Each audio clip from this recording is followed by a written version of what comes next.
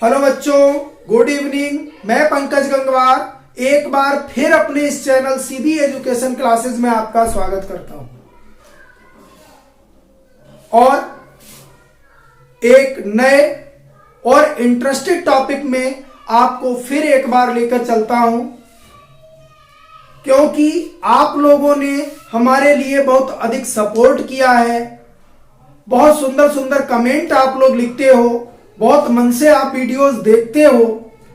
अगर इसी तरीके से आप हमारे साथ जुड़े रहें तो मैं आप लोगों से एक वादा करता हूं कि आप निश्चित रूप से इस 10th के एग्जाम में या 12th के एग्जाम में अच्छे नंबर आप लाने में जरूर कामयाब होंगे। ऐसी मैं आपसे कामना भी करता हूं और ऐसी अपेक्षा भी करता हूं।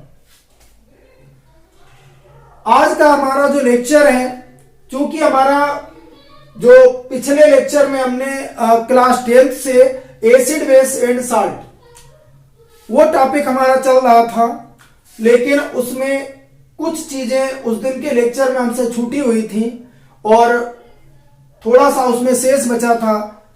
तो मैंने ये सोचा कि आज आपको इस छूटे हुए टॉपिक से हम जरूर परिचित करा दें, क्योंकि हमारा किसी भी टॉपिक को, किसी भी चीज को छोड़ने का कोई इरादा नहीं है। तो आज हम फिर एक बार बात करेंगे अपने जो यूनिट है एसिड बेस एंड साल्ट से। तो इसमें सबसे पहले जो हमने टॉपिक लिया है वो लिया है यूजेज ऑफ सोडियम कार्बोनेट। देखिए, सोडियम कार्बोनेट, इसके लिए हम आपको पढ़ा चुके हैं कि सोडियम कार्बोनेट के अनेक रूप होते हैं। सोडियम कार्बोनेट जब निर्जल अवस्था में होता है तो उसको हम सोडा ऐश कहते हैं, और इसके लिए हम सिंपली Na2CO3 सीधे सीधे इसको हम लिख देते हैं सोडियम कार्बोनेट या सोडा ऐश। लेकिन जब इसमें एक अणु क्रिस्टलन जल का हो जाता है तो इसके लिए हम क्रिस्टल कार्बोनेट कहते हैं। और अगर Na2CO3.10H2O इसमें हो जाता है तो इसका नाम धावन सोडा हो जाता है। लेकिन चूंकि हमें बात करना है यहां पर इसके यूजेज की, तो देखिए, सबसे पहले अगर हम यूज की बात करें तो सोडियम कार्बोनेट का उपयोग साधारण सोडा चूना कांच, जो कि साधारण कांच होता है, तो साधारण कांच बनाने में इसका उपयोग होता है। दूसरा उपयोग इसका कागज उद्योग में यानी कागज बनाने में भी होता है। और तीसरा एक अन्य उपयोग यहां पर आता है जो कि है साबुन के निर्माण में। तो साबुन के निर्माण में भी सोडियम कार्बोनेट का यूज होता है, क्योंकि साबुन एक्चुअल में क्या होते हैं, साबुन जो होते हैं वो उच्च वसा अम्लों के सोडियम या पोटेशियम लवण होते हैं। तो सोडियम कार्बोनेट का भी यहां पर यूज कर लिया जाता है, या फिर सोडियम या पोटेशियम के हाइड्रोक्साइड भी साबुन बनाने में यूज हो जाते हैं। इसके बाद अगर हम बात करें तो अन्य उपयोगी कंपाउंड भी इसके द्वारा, अन्य उपयोगी जो महत्वपूर्ण यौगिक हैं वो भी इसके द्वारा बनाए जाते हैं। और इसके अतिरिक्त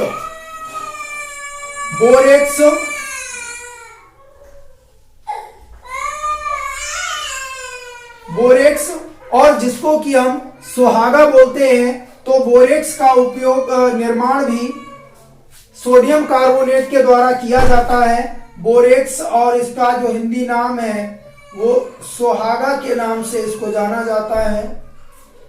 तो सुहागा का निर्माण भी इसके द्वारा होता है और इसका फार्मूला होता है Na2B4O7। तो Na2B4O7 का भी इसके द्वारा हम निर्माण करते हैं। और इसके अतिरिक्त अगर अन्य चीजों की हम बात करें तो यहां पर एक चीज हम और इसके द्वारा बना लेते हैं, और वो होता है बेकिंग सोडा। तो बेकिंग सोडा होता है NaHCO3। इसका रासायनिक नाम सोडियम हाइड्रोजन कार्बोनेट या फिर सोडियम बाई कार्बोनेट भी इसको हम कह सकते हैं। तो इस प्रकार से हमने बहुत सारे उपयोग सोडियम कार्बोनेट के यहां पर देखे हैं। तो बोरेक्स बनाने में है, सोडियम कार्बोनेट जो धावन सोडा है, इसका उपयोग घरेलू अपमार्जक के रूप में होता है, यानी घर की क्लीनिंग के लिए, घर की वस्तुओं को साफ करने के लिए होता है। बोरेक्स सुहागा का निर्माण करने के लिए होता है। और इसके अलावा बेकिंग सोडा भी बनाने में इसका उपयोग होता है। कांच, कागज और साबुन उद्योग में भी इसका उपयोग होता है। तो इस प्रकार से बहुत सारे उपयोग बोरेक्स के सोडियम कार्बोनेट के होते हैं। अब इसके बाद हम बात कर लेते हैं विरंजक चूर्ण की। विरंजक चूर्ण या ब्लीचिंग पाउडर। देखिए, ब्लीचिंग पाउडर जो है एक सफेद रंग का चूर्ण होता है। वास्तव में यह बिल्कुल व्हाइट नहीं होता है, इसमें कुछ येलो टाइप का, ये मतलब कुछ हल्के पीले रंग का, इसमें पीलापन जैसा थोड़ा महसूस होता रहता है। और इसमें एक विशेष प्रकार की गंध आती रहती है जो क्लोरीन की गंध से मैच करती है। तो विरंजक चूर्ण सफेद रंग का एक चूर्ण होता है, जो पूर्ण रूप से सफेद ना कहकर उसको हम सफेद पीला कह सकते हैं। तो सफेद पीले रंग का एक चूर्ण होता है जिसमें क्लोरीन की गंध आती रहती है। और चूंकि इसका नाम है विरंजक चूर्ण, तो विरंजक चूर्ण की जो एक्टिविटी होती है, तो वो एक्टिविटी ये होती है कि ये रंगीन वस्तुओं का विरंजन करने का कार्य कर देता है। ये अनेक रंगीन वस्तुओं से रंग उड़ा देता है और रंग उड़ाने की क्रिया के कारण ही इसका नाम जो है वो विरंजक चूर्ण रखा जाता है। रासायनिक रूप से अगर हम विरंजक चूर्ण की बात करें तो विरंजक चूर्ण का जो सूत्र होता है वो होता है, यहां पर लिख दे रहा हूं, CaOCl2, और रासायनिक नाम इसका हो जाएगा कैल्शियम ऑक्सी क्लोराइड। तो ये कैल्शियम ऑक्सी क्लोराइड होता है। अगर विरंजक चूर्ण को बनाने की बात करें तो विरंजक चूर्ण बनाने के लिए बुझे चूने पर क्लोरीन गैस की क्रिया कराई जाती है। जब बुझे चूने पर क्लोरीन गैस की क्रिया कराते हैं तो विरंजक चूर्ण बन जाता है। और विरंजक चूर्ण यहां हो जाएगा CaOCl2 प्लस H2। तो यहां इस अभिक्रिया को हम देख लेते हैं। CaOH का होल ट्वाइस, ये बुझे चूने का सूत्र है, और इस अभिक्रिया में हम शुष्क बुझा चूना लेते हैं और शुष्क बुझे चूने पर क्लोरीन गैस प्रवाहित करते हैं, जिससे विरंजक चूर्ण बन जाता है। और जो बुझे चूने में मौजूद नमी होती है, यानी जल की कुछ मात्रा होती है, वो यहां पर दूर हो जाती है। तो यहां पर ये सफेद रंग का जो चूर्ण मिलता है, ये विरंजक चूर्ण मिलता है। विरंजक चूर्ण एक महत्वपूर्ण यौगिक है, बहुत अधिक जगह पर इसका यूज होता है, मल्टीपर्पज यूज का ये पदार्थ है। तो इसका निर्माण जो है वो औद्योगिक स्तर पर हेजन-क्लेवर विधि के द्वारा किया जाता है। इसके जो औद्योगिक निर्माण की विधि है वो हेजन-क्लेवर विधि है। वैसे एक अन्य विधि जिसे बाचमैन विधि कहते हैं, तो बाचमैन विधि का भी प्रयोग होता है।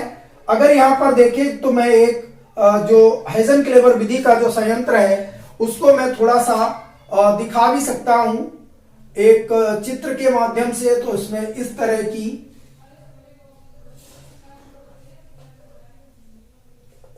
की कुछ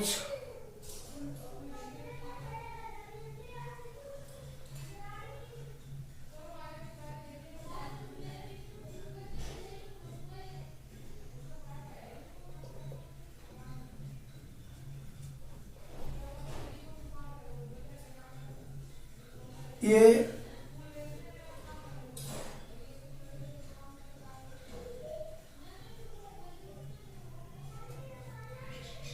इस तरह का ये संयंत्र होता है और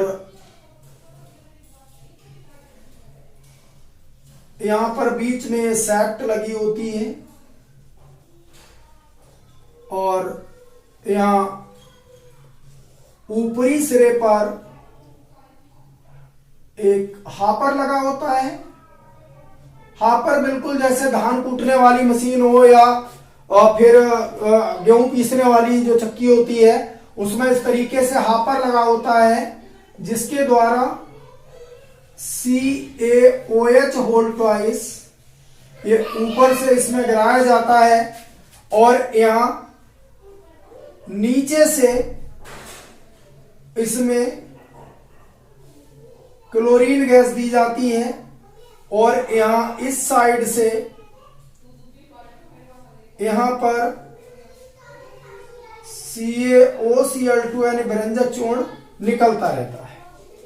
तो मैंने एक साधारण व्यू आपको बता दिया कि इस तरह से विरंजक चूर्ण का निर्माण होता है। तो यह हाइजेनक्लेवर विधि का एक संयंत्र है और इसके द्वारा औद्योगिक स्तर पर विरंजक चूर्ण का निर्माण होता है। विरंजक चूर्ण के अनेक उपयोग हैं, जिनमें एक उपयोग इसका जो है, इसका उपयोग जीवाणुनाशी के रूप में भी होता है। तो जितने भी सूक्ष्म जीव हैं या हानिकारक सूक्ष्म जीव हैं, उन जीवों को नष्ट करने के लिए भी विरंजक चूर्ण का उपयोग होता है। जैसे अभी पिछले कुछ दिनों में जो कोरोना का संकट आया था, उस संकट में भी कई जगह पर सैनिटाइजर के रूप में जो लंबे लंबे जो बड़ी जगहों पर स्प्रे किए जाता था, तो उस स्प्रे में वो ब्लीचिंग पाउडर का जो घोल था उसी का स्प्रे करते थे, क्योंकि इसकी ये जर्मिसाइड प्रॉपर्टी होती है। दूसरा इसका एक यूज होता है कि ये रंगीन वस्तुओं का विरंजन कर देती है और रंगीन वस्तुओं का विरंजन जब ये कर देती है तो इसका जो विरंजक गुण होता है, यानी रंगीन वस्तुओं को विरंजित करने का जो इसका गुण होता है वो इसके ऑक्सीकारक गुण के कारण होता है, क्योंकि विरंजक चूर्ण नमी की उपस्थिति में यानी नम वस्तुओं से रंग को दूर कर देती है और रंग को दूर करने का इसका जो गुण होता है वो इसके ऑक्सीकारक गुण के कारण होता है। यहां पर हम बात करेंगे CaCl2 यहां बन जाता है और ये नेसेंट ऑक्सीजन यानी नवजात ऑक्सीजन को ये रिलीज करता है। तो जब ये नवजात ऑक्सीजन रिलीज करता है और नवजात ऑक्सीजन जो होती है ये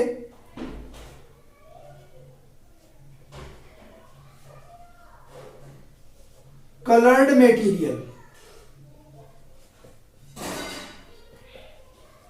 मटेरियल के साथ ये जब नवजात ऑक्सीजन जुड़ जाती है तो ये इसको कलरलेस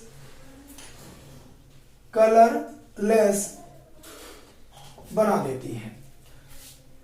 तो ये दो मेन प्रॉपर्टी है, एक तो रंगीन वस्तुओं का विरंजन करना कि किस प्रकार से कलर्ड मटेरियल को कलरलेस कर देती है, ये रिएक्शन आपको देखना है। दूसरा, इस टॉपिक में विरंजक चूर्ण का निर्माण कैसे करते हैं ये आपको देखना है। विरंजक चूर्ण के बाद अब हम एक अन्य छोटे से टॉपिक जो कि हमारा है प्लास्टर ऑफ पेरिस, तो अब हम बात करेंगे प्लास्टर ऑफ पेरिस की।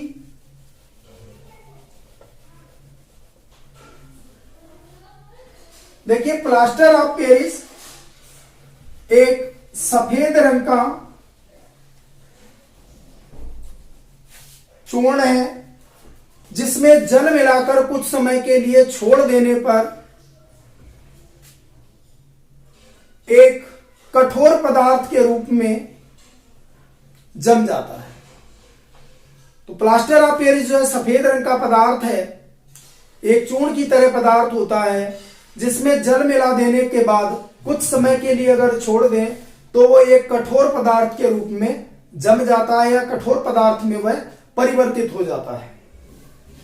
प्लास्टर ऑफ पेरिस का वर्तमान समय में उपयोग जो है वो मूर्तियां, खिलौने, डेंटल सर्जरी में विभिन्न प्रकार के सांचे या विभिन्न अन्य वस्तुओं के सांचे, तो सांचे बनाने में यानी सांचे फर्मे जो फ्रेम वगैरह होते हैं वो बनाने में, मूर्तियां, खिलौने इत्यादि बनाने में, और इसके अतिरिक्त एक अन्य महत्वपूर्ण होता है टूटी हड्डियों पर प्लास्टर करने के लिए भी इसका उपयोग होता है, क्योंकि जहां पर हड्डी टूटी हुई हो उस टूटी हुई हड्डी को एक बार सही सेट कर देने यानी सही सुसज्जित जो जगह है उस पर फिट कर देने के बाद यानी टूटी हड्डी का जोड़ मिला देने के बाद फिर इसके ऊपर से इसका लेपन कर दिया जाता है और लेपन इसका जो है पूर्ण रूप से कठोर बन जाता है और कठोर बनने के बाद वो हड्डी के लिए एक फ्रेम तैयार कर देता है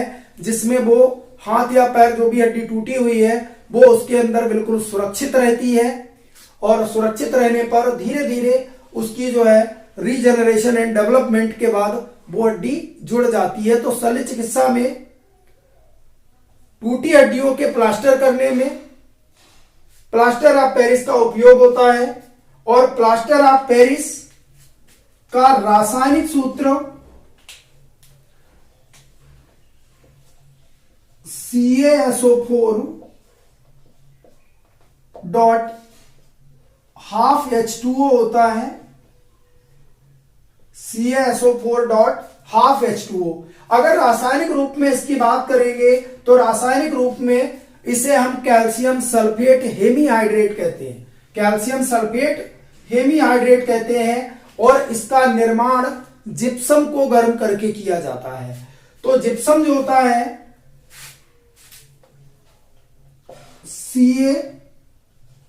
CaSO4 डॉट 2 H2O और इसको जब हम गर्म करते हैं तो ये बन जाता है CaSO4 डॉट हाफ H2O और प्लस यहां पर हम लिख सकते हैं 1/1/2 H2। इस रिएक्शन को हम दूसरी तरह से भी लिख सकते हैं, इस तरीके से भी इसको लिख सकते हैं CaSO4 dot 2 H2O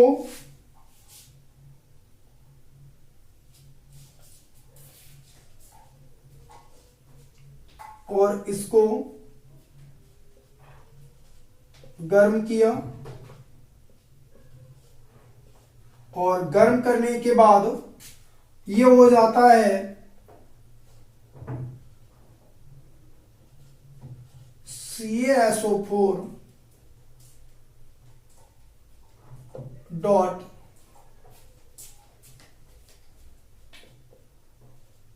H2O plus 3H2O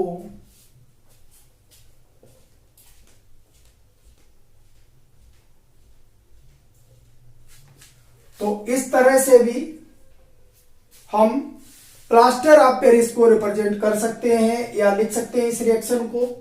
तो इस अभिक्रिया को भी आप निश्चित रूप से याद करें, क्योंकि आपसे ये रिएक्शन पूछी जाती है जिप्सम से प्लास्टर ऑफ पेरिस या फिर प्लास्टर ऑफ पेरिस से जिप्सम। अगर प्लास्टर ऑफ पेरिस से जिप्सम पूछा जाता है तो आप इस रिएक्शन को कंडीशन चेंज करके आप इसको उल्टा करके लिख सकते हैं। तो यहां पर मैं लिख रहा हूं, ये होगा प्लास्टर ऑफ पेरिस और इसको बोलेंगे जिप्सम। तो इस रिएक्शन को अगर हम उल्टा कर दें तो हम प्लास्टर ऑफ पेरिस से जिप्सम बना सकते हैं। CaSO4 dot half H2O plus 1/1/2 H2O और इस तरीके से इसको हम कर सकते हैं CaSO4 डॉट 2H2O। यूज हमने इसके आपको बता दिए हैं, एक बार फिर पूरा देख लेते हैं कि प्लास्टर ऑफ पेरिस का उपयोग मूर्तियां, खिलौने, सांचे, फर्मे आदि बनाने में होता है। इसके अतिरिक्त प्लास्टर ऑफ पेरिस का उपयोग टूटी हड्डियों को जोड़ने अर्थात उन पे प्लास्टर करने के लिए काम में आता है। एक अन्य उपयोग और होता है कि प्लास्टर ऑफ पेरिस के द्वारा घरों में विभिन्न प्रकार की डिजाइन बनाई जाती हैं। छतों के ऊपर आप लोगों ने कई मकानों में डिजाइन देखी होंगी अनेक तरह की, तो वो डिजाइन भी इस पीओपी की तरह मतलब पीओपी के द्वारा बनाई जाती हैं। प्लास्टर ऑफ पेरिस, इसको हम पीओपी